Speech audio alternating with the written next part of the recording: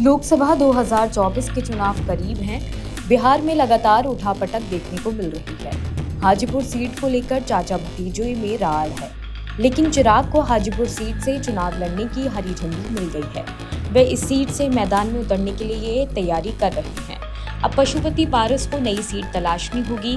दरअसल बीजेपी चिराग को बिहार में बेहद महत्वपूर्ण सहयोगी मान रही है। बीजेपी अपने इंटरनल सर्वे के जरिए भी जान चुकी है कि रामविलास पासवान के निधन के बाद एलजेपी के समर्थकों की असली पसंद चिराग पासवान ही हैं और सियासी वारिस भी वही हैं, जिसके चलते हाजीपुर सीट का भी करार हो गया है। हाजीपुर सीट क्यों है पसंद?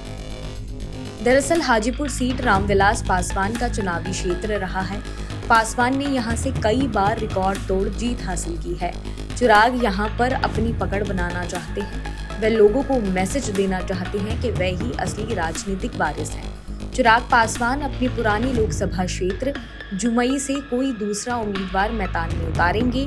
कहा जा रहा है कि ये उम्मीदवार भी उनके परिवार का ही होगा। पशुपतिनाथ पारस के पास क्या विकल्प है? केंद्र में मंत्री पशुपतिनाथ पारस भी हाजीपुर से ही चुनाव लड़ने का दावा कर रहे हैं।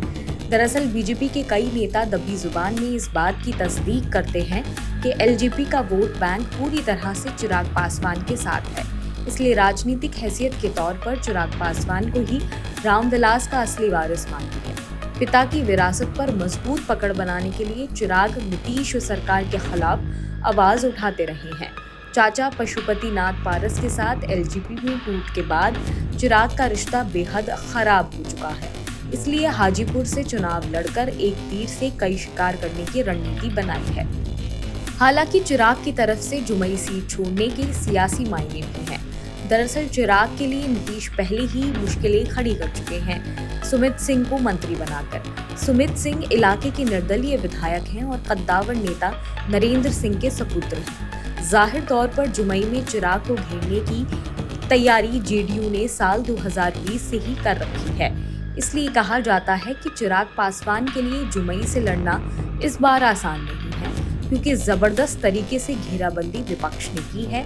ऐसे में चिराग जुमई की बजाय हाजीपुर सीट से ताल ठोकने का ऐलान कर रहे हैं और बीजेपी ने भी उन्हें हरी झंडी दिखा दी है। ऐसे में देखना है कि पशुपतिनाथ पारस क्या करते हैं। फिलहाल इस खबर में सिर्फ इतना ही। बाकी और खबरें देखने के लिए जुड़े रहिए जनसत्ता के साथ।